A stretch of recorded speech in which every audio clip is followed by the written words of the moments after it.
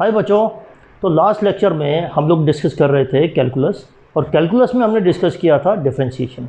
Okay, differentiation में एक चीज़ हम करना भूल गए, उसको कहते हैं पार्शियल डिफरेंशिएशन।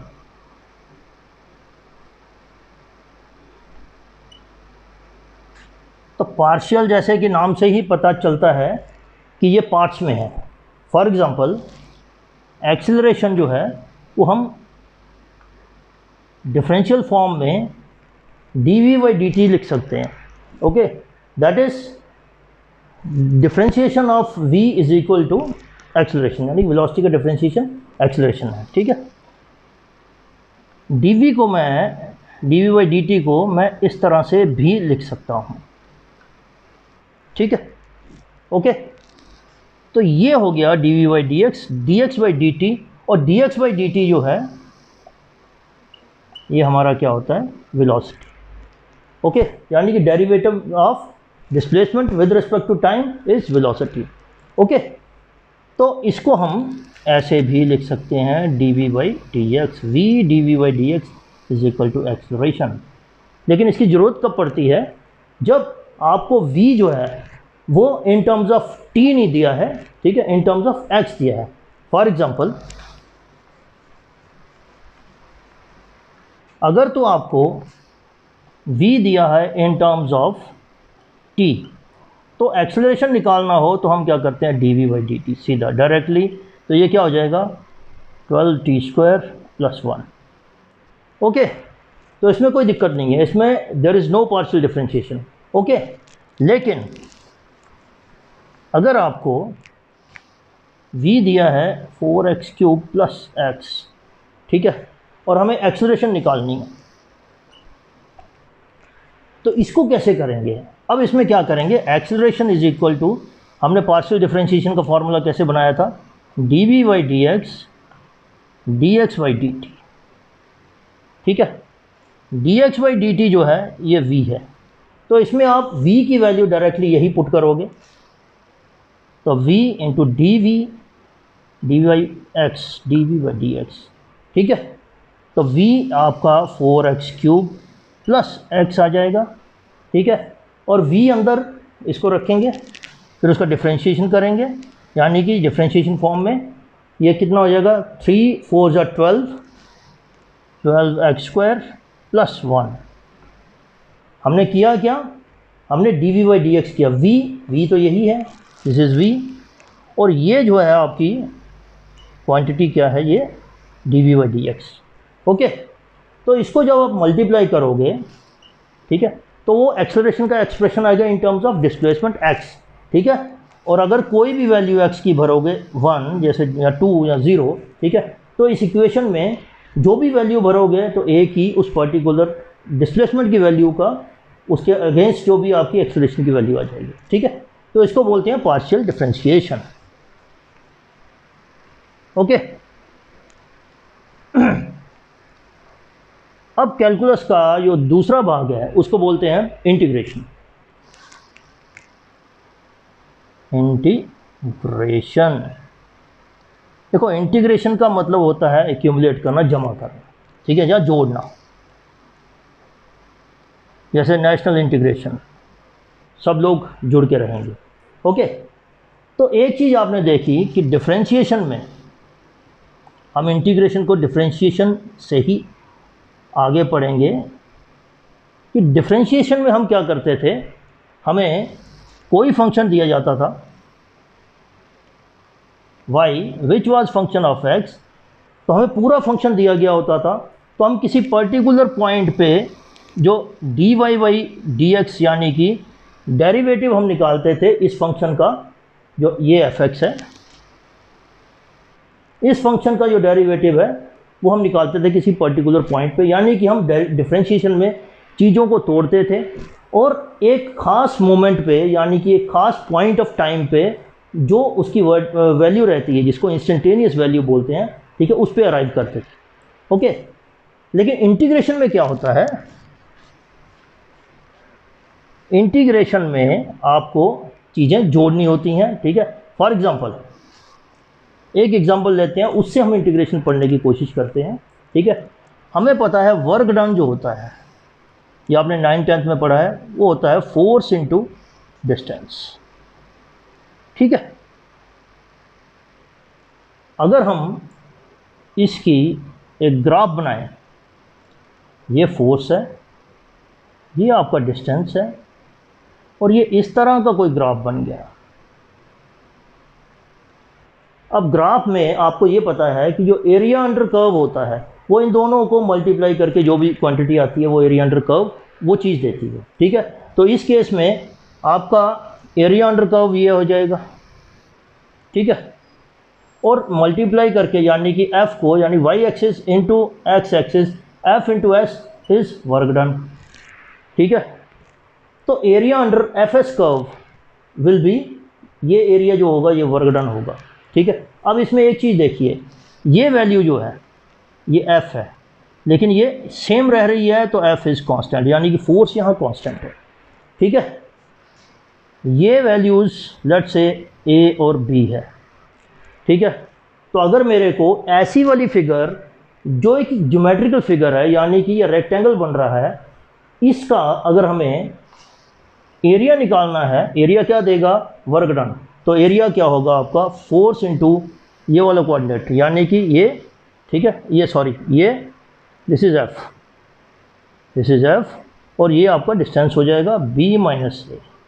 ठीक है, तो ऐसी वाली फिगर का एरिया निकालना बहुत सरल है, आप ज्योमेट्रिकल फार्मूलाज लगा सकते हो, आपने एरिया निकाल दिया। ओके, अब एक केस ऐसा आया कि ये फोर्स जो है कांस्टेंट नहीं है।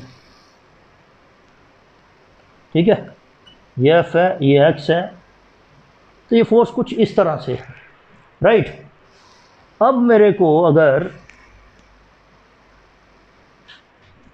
एरिया अंडर दिस कर्व निकालना है which is not regular curve, ठीक है, which is varying with X, देखो ये एक्स लिखो या एस लिखो, इसमें एस लिखा है तो हम इसमें भी एस लिख देते हैं। ठीक है, तो देखिए यहाँ फोर्स कुछ हो रहा है, यहाँ कुछ हो रहा है, जैसे जैसे एस वेरी कर रहा है फोर्स भी आपकी वेरी कर रही है, तो हमारे पास इसका एरिया निकालने का कोई भी मेथड नहीं है।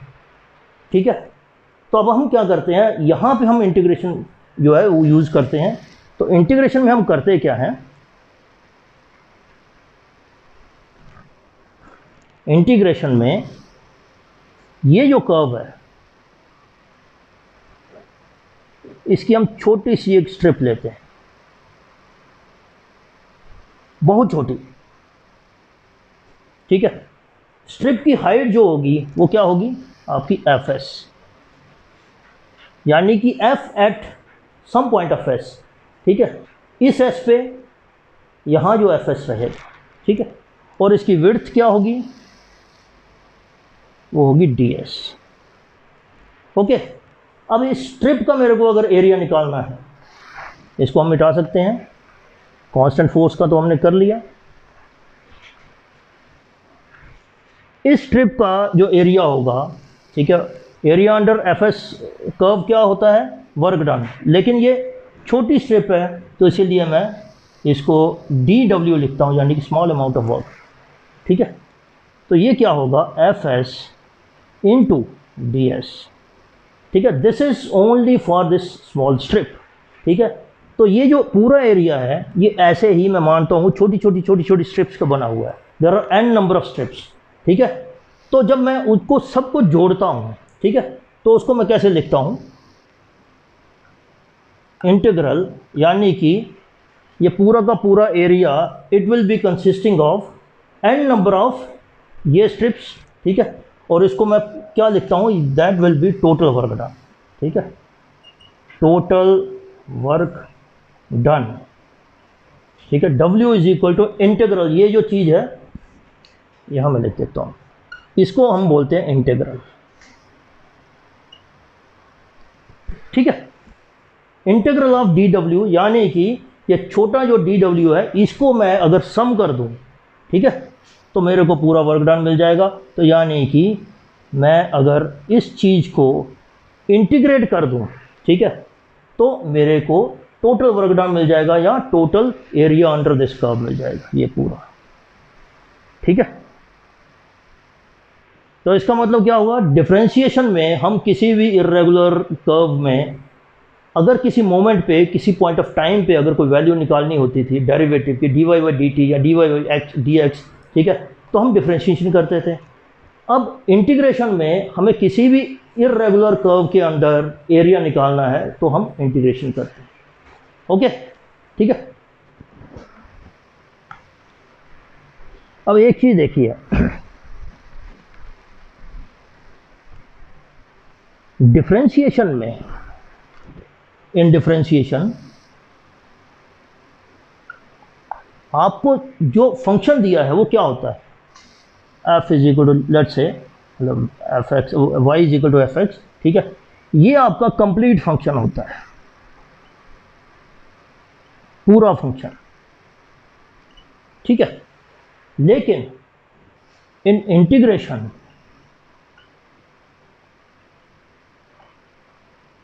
y is equal to F X, जो ये फंक्शन रहता है ये आपका डेरिवेटिव रहता है, ठीक है, डेरिवेटिव, ठीक है, y, ठीक है। तो इसमें जो फंक्शन होगा वो आपका डेरिवेटिव रहेगा, ठीक है। यानी कि डेरिवेटिव रहने का मतलब यह है कि यानी कि छोटा सा हिस्सा उसमें हमें पता चलता है, इंटीग्रेशन में छोटा सा हिस्सा दिया रहता है, या हमें निकालना होता है, उसको आगे इंटीग्रेट करके बड़ा हिस्सा पूरा का पूरा हमने कैलकुलेट करना होता है, ठीक है।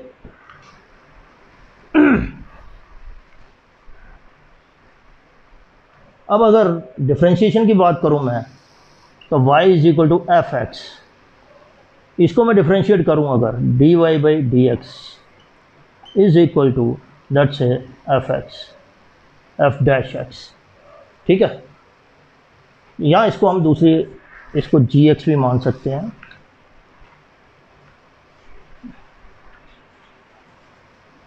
D Y by D X is equal to let's say G x, ठीक है। तो अगर मेरे को y निकालना हो, dy मेरे को निकालना हो, तो मेरे को अब ये क्या चीज़ है, this is derivative of y with respect to x, ठीक है। ये क्या है, डेरिवेटिव है y का विद रिस्पेक्ट टू x, ठीक है। तो इस डेरिवेटिव को मैं अगर dx के साथ मल्टीप्लाई करूं, ये इधर चला जाएगा, तो मैं फिर अगर उसको इंटीग्रेट करूं तो मेरे को y की वैल्यू मिल जाएगी, ठीक है, ये y की वैल्यू मेरे को मिल जाएगी। तो इसका मतलब क्या हुआ कि इंटीग्रेशन जो है it is inverse of differentiation, ठीक है। हम कर क्या रहे हैं, डेरिवेटिव को इंटीग्रेट कर रहे हैं, ठीक है, और फंक्शन हमारा जो ओरिजिनल फंक्शन है वो मिल रहा है, ठीक है। सो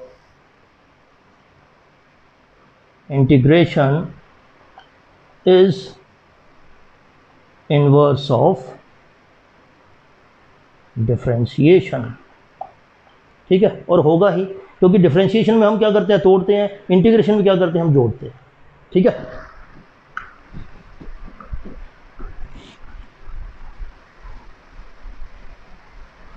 अभी एक चीज आप थोड़ा सा इसमें नोट कर लो, इंटीग्रेशन जो होती है, इंटीग्रेशन वर्क्स लाइक मल्टीप्लिकेशन।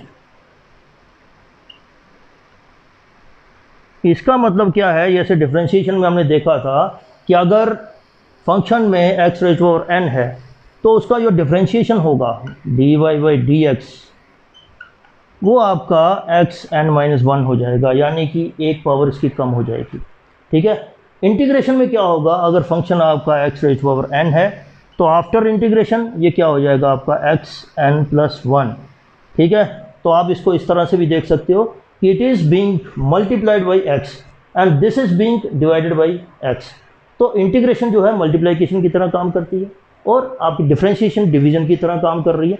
तो ये क्वेश्चन को, आपको आंसर को क्रॉस चेक करने के लिए ये बहुत ज़रूरी है, ठीक है।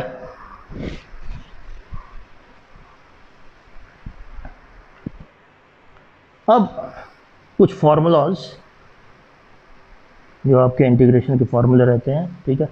First, integration of 1 this is equal to x, और इसमें एक चीज़ याद रखनी है, इंटीग्रेशन में हमेशा एक कांस्टेंट रहता है, ठीक है। उसका अभी तो कोई उसमें यूज़ आपको दिखेगा नहीं, लेकिन जब आप क्वेश्चंस करोगे, ठीक है, तो उसमें फिर आपको पता चलेगा कि यहाँ बाउंड्री कंडीशंस का बहुत रोल होता है, ठीक है। तो सी जो डिपेंड करता है बाउंड्री कंडीशंस के ऊपर, यानी कि एंड पे क्या है, स्टार्टिंग पे क्या है, ठीक है, तो वो सी की वैल्यूज़ उस तरह से निकलती हैं, ठीक है। अभी आपको घबराने की ज़रूरत नहीं, कुछ करने की ज़रूरत नहीं है, ठीक है। इसी तरह से X raise over N D X ये रहता है N plus one divided by N plus one plus C, ठीक है। थर्ड,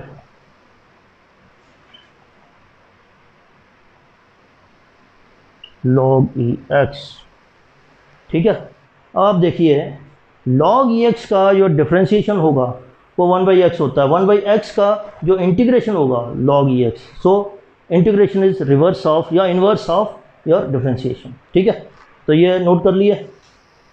फिर fourth, sine X D X is equal to minus cos X D X, ठीक है। Differentiation of sine X is equal to cos X, differentiation of cos X is equal to minus sine X, ठीक है। तो sine X का integral minus cos X होएगा plus C, ठीक है।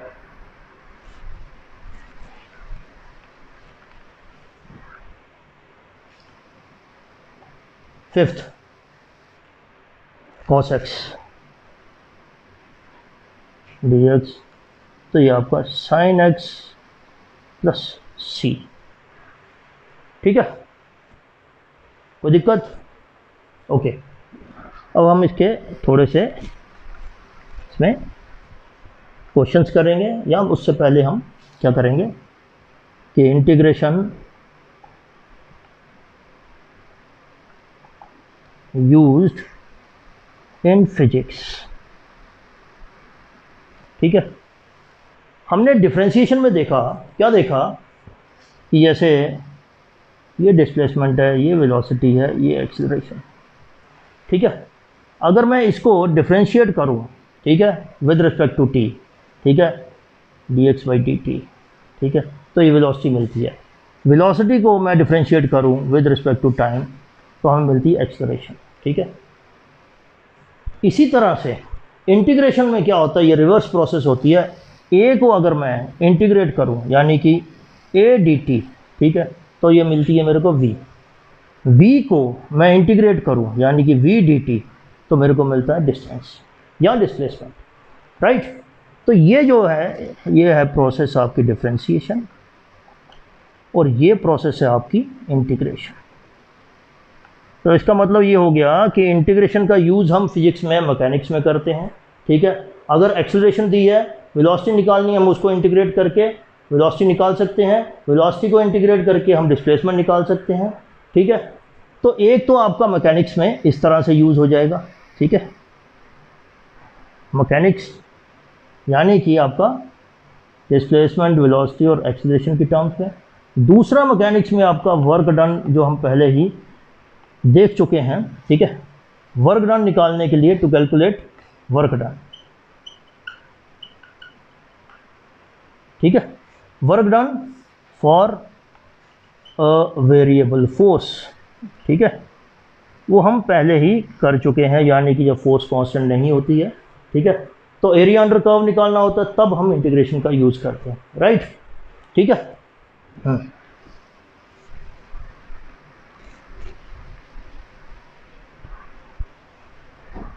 अब एक चीज़ और देखते हैं, उससे हमें थोड़ा और पता चल जाएगा, क्लियर हो जाएगा कि integration inverse of derivation differentiation कैसे है, ठीक है। तो आपने देखा कि integration of X raise to power N plus one, sorry, इसको इस तरह से, integration of X raise to power N D X is equal to X N plus one upon N plus one, ठीक है, राइट। अब मैं इसको अगर, यानी कि X N plus one upon N plus one, इसको अगर मैं डिफ्रेंशिएट करूँ, ठीक है, तो क्या आएगा, एन प्लस वन, ये एन हो गया, X N plus one minus one divided by N plus one, ये कट गया, ये कट गया, ठीक है। तो ओरिजिनल फंक्शन आ गया। तो इसका मतलब इंटीग्रेशन जो है इन्वर्स ऑफ डिफरेंशिएशन है, राइट। ठीक है, तो जनरली आपने देखा कि अगर मेरे को स्लोप निकालना है, मेरे को टेंजेंट निकालना है, मेरे को इंस्टेंटेनियस वैल्यूज़ निकालनी है, तो I will go for differentiation. और मेरे को एरिया अंडर कर्व निकालना है, ठीक है, तो मैं जाऊंगा किसके साथ, इंटीग्रेशन के साथ। ठीक है, अब क्वेश्चन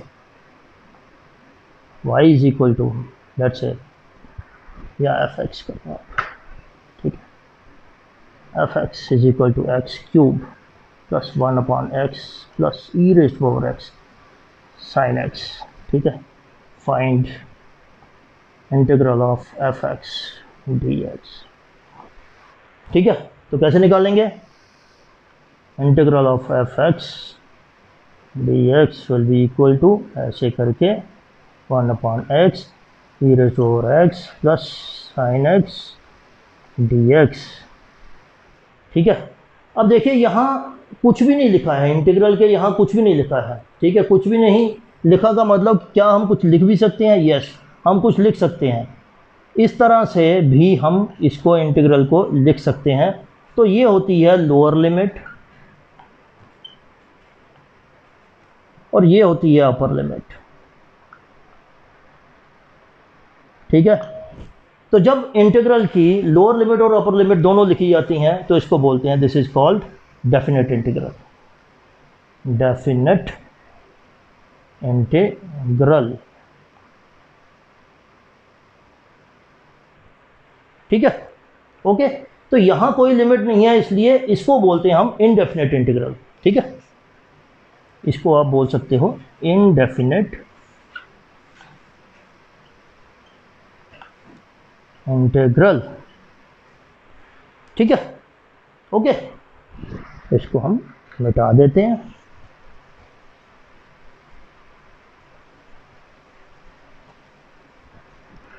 इसकी हम इंडिविजुअली इंटीग्रेशन करेंगे, पहले एक्स क्यूबिक करेंगे, फिर 1/x की E raised to power x या देन साइन x की करेंगे, राइट। तो क्या होगा, X cube D X plus 1/x D X plus E raised to power x plus sine x D X. ठीक है, इसका n कितना है, 3 है। ठीक है, तो क्या होगा, x रेज़्ड टू n का फार्मूला क्या है, अपॉन n प्लस 1। ठीक है, तो n कितना है, 3 प्लस 1 अपॉन 3 प्लस 1। ठीक है, 1/x का log ex। ठीक है, ex का ex, साइन x का माइनस कॉस x। ठीक है, तो ये क्या हो जाएगा आपका, x4/4 plus log ex plus E raised to power x minus cos x plus c, ये आपका आंसर। ठीक है, राइट। तो इस तरह से इंटीग्रेशन के क्वेश्चंस किए जाते हैं। ठीक है,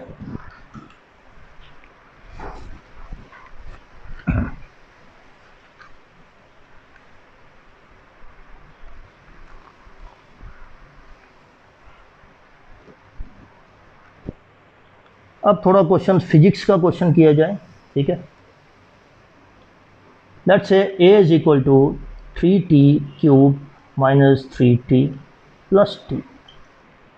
ठीक है, हमें क्या निकालना है, फाइंड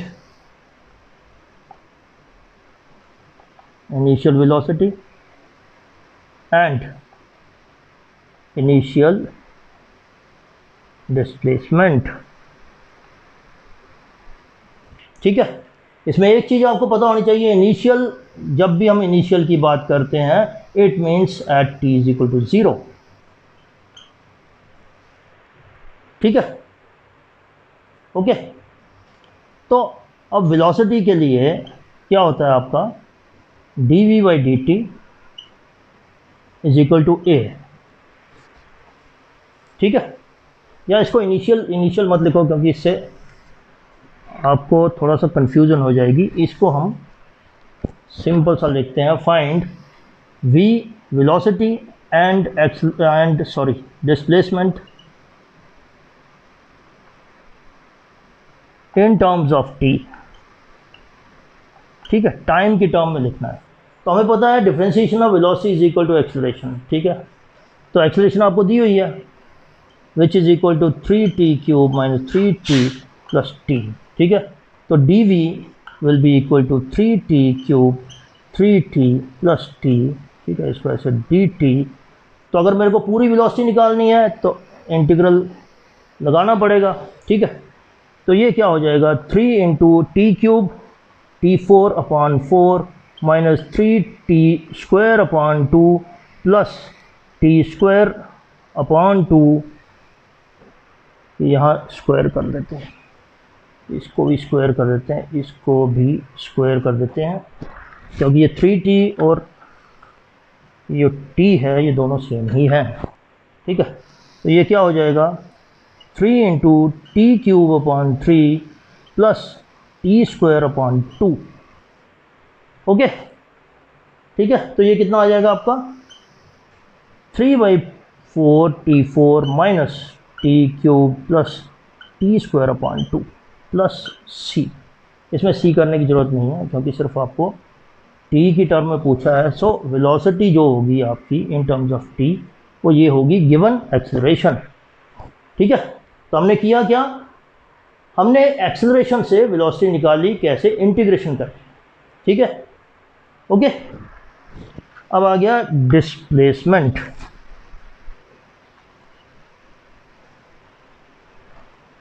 अब देखिए हमें ds/dt और dx/dt जैसे भी आप लिखना चाहो, ये वेलोसिटी होती है इज इक्वल टू वेलोसिटी, ठीक है। तो वेलोसिटी किसके बराबर है, ये आपका 3/4 t4 minus t³ plus t²/2, ठीक है। अब इसको हम मिटा सकते हैं,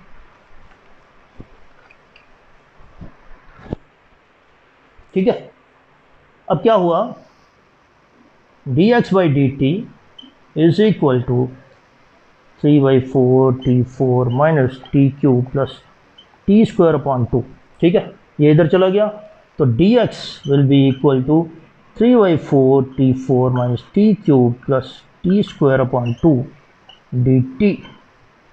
पूरा dx निकालना है तो इंटीग्रल करना पड़ेगा, ठीक है। इसको हम इंटीग्रेट करते हैं, यहां से इसको मिटा देते हैं।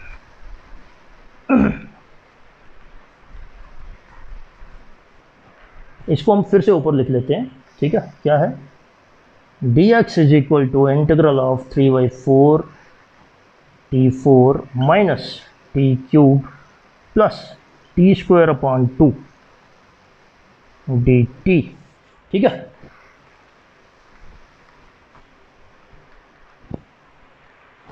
अब इसको इंटीग्रेट करेंगे तो इसका इंटीग्रल तो आ जाएगा x, इसका इंटीग्रेट क्या आएगा 3/4 t4 n+1 upon n+1 minus t n+1 upon n+1 plus t n+1 upon n+1, ठीक है।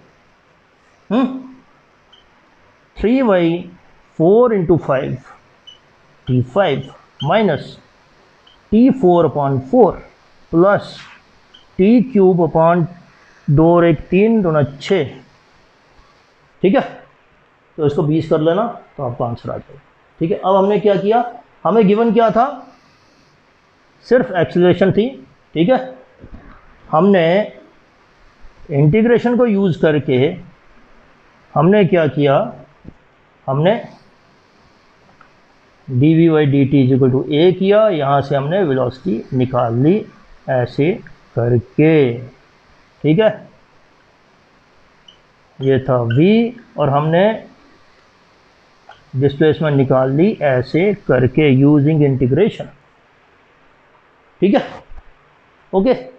तो ये इस तरह से आपके 11th और 12th की फिजिक्स में इस तरह से क्वेश्चन आएंगे, ठीक है। आपको बहुत ज़्यादा इंटीग्रेशन के क्वेश्चंस करने की यानी कि बेसिक मैथ्स करने की ज़रूरत नहीं है, मैं फिर बार बार कहता हूँ, ठीक है।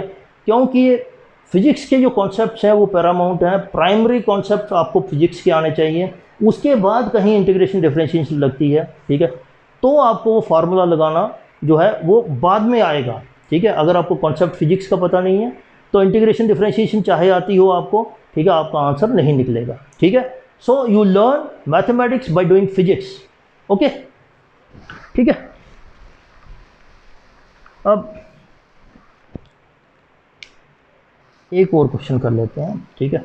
Let's say F X is equal to sine X square plus 1, ठीक है। देखिए ये थोड़ा डिफरेंट तरह का फंक्शन है। यहाँ ये पूरा का पूरा फंक्शन जो है साइन एक्स की तरह है, लेकिन अंदर भी उसका एक्स का जो एक्स का फंक्शन है अंदर भी, ठीक है। इसको कैसे करेंगे आप? इसको करने का सिंपल सा तरीका ये है कि आप इंटीग्रल इसका करो पूरे फंक्शन का डिवाइडेड बाई डिफरेंशिएशन ऑफ जो अंदर वाला फंक्शन है, ठीक है, समझ गए। तो ये चेन रूल की तरह ही है, बस चेन रूल में क्या होता है, यहाँ मल्टीप्लाई होता है, यहाँ ये डिवाइड होता है, ठीक है। तो क्या करेंगे, साइन एक्स का माइनस कॉस, यानी कि जब इंटीग्रेशन करेंगे तो क्या होगा,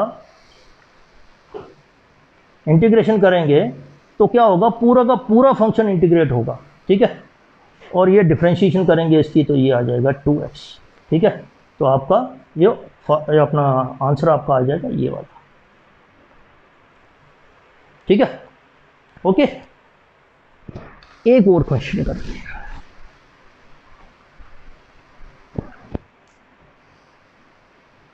F X is equal to sine X minus cos of X, ठीक है।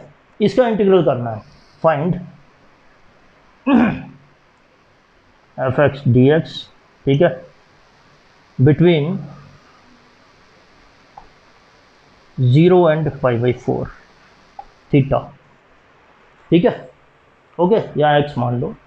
अब क्या हुआ, अब इसका इंटीग्रेट करना होगा इसको, तो कैसे करेंगे, ठीक है। ये होगा आपका integral of sine X minus cos X D x. अब यहाँ आपको लिमिट डालनी पड़ेगी π/4, 0 to π/4, यानी कि x है, अगर t होता तो t मैं बोल देता, यहाँ x है तो x जो है from 0 to π/4, this is lower limit, this is upper limit, ठीक है, ओके। अब इसको हम जब कैलकुलेट करेंगे ये आएगा माइनस कॉस एक्स, ये आएगा साइन एक्स, ठीक है। अब इसको हम ऐसे लिखते हैं लोअर लिमिट और अपर लिमिट, ठीक है। तो अगर आपको कोई भी फंक्शन है, जैसे जी एक्स डी एक्स है, ठीक है, ए बी, तो जब हम इसका इंटीग्रल निकाल लेंगे, ठीक है, जी एक्स का लेट से इंटीग्रल निकाल लिया, तो ये इसकी वैल्यू कैसे करेंगे, एक्स की जगह बी भर देंगे, पहले upper limit minus lower limit, ठीक है। तो ये वैल्यू जो होगी फंक्शन की वैल्यू है, ठीक है, यानी कि अपर लिमिट यहाँ x है, वहाँ हम अपर लिमिट यानी कि π/4 डालेंगे, यानी कि यहाँ π/4 यहाँ डालेंगे, फिर माइनस, फिर लोअर लिमिट 0 डालेंगे, यहाँ 0 डालेंगे, आगे करते हैं, ठीक है।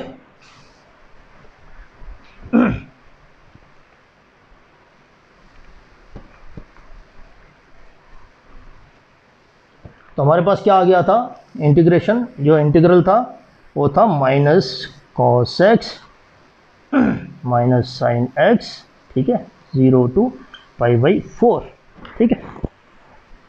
अब मेरे को पहले π/4 वैल्यू भरनी है, यानी कि minus cos of π/4 minus sine of π/4, इसको ले लो आप ब्रैकेट में, ठीक है। हमेशा ब्रैकेट यूज़ करनी चाहिए, क्योंकि उससे प्लस माइनस का आपको खतरा, कन्फ्यूज़न नहीं होती है, ठीक है। फिर minus cos of 0 minus sine of 0, ठीक है।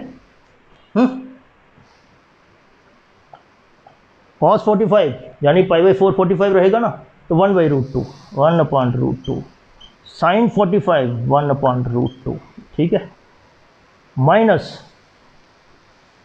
कॉस 0 1, साइन 0 0, ठीक है।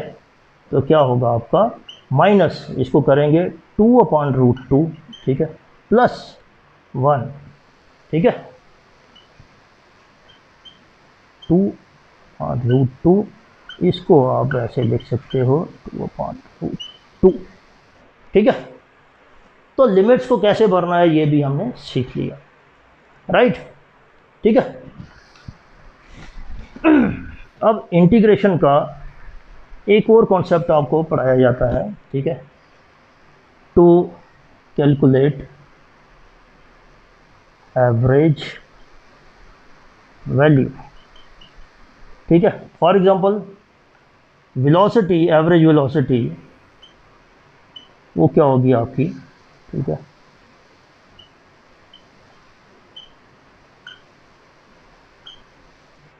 बिटवीन 0 एंड t जो एवरेज वेलोसिटी है अगर मेरे को निकालनी है, ठीक है, मेरे को v पता है इन टर्म्स ऑफ t, ठीक है, तो मेरे को t पता है तो मैं एवरेज वेलोसिटी निकाल सकता हूँ यहाँ। For example let's say v is equal to V naught sine omega t है, ठीक है।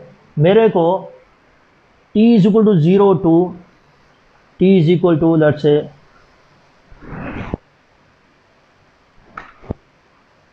t/2, ठीक है, मेरे को एवरेज वेलोसिटी निकालनी इस इंटरवल में, मेरे को गिवन क्या है, ये v गिवन, ठीक है, ओके। तो क्वेश्चन करें,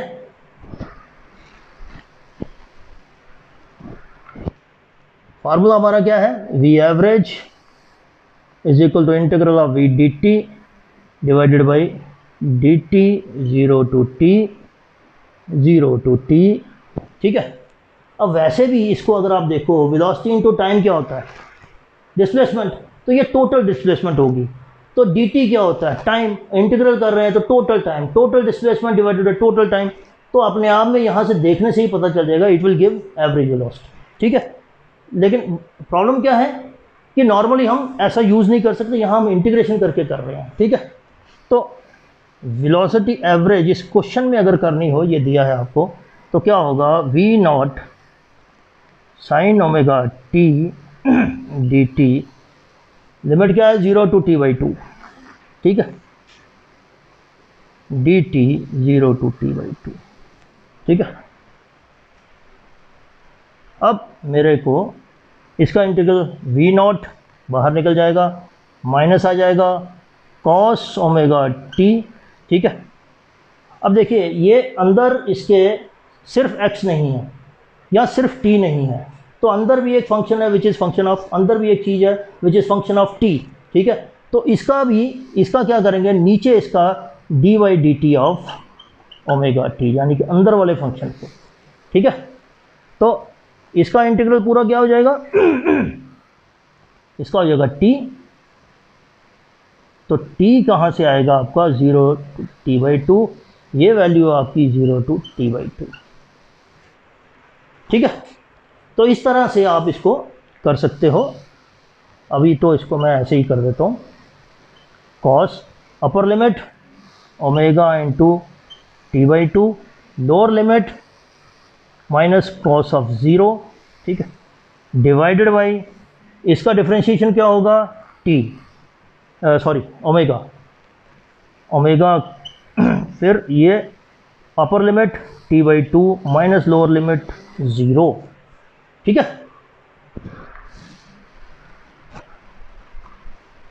तो हमारा v एवरेज जो होगा, इसी को माइनस था यहाँ, ठीक है, इसको उठा के यहाँ ले आते हैं, minus v not upon omega, ठीक है, cos omega t/2 minus cos 0 1, ठीक है, डिवाइडेड बाई t/2, ठीक है।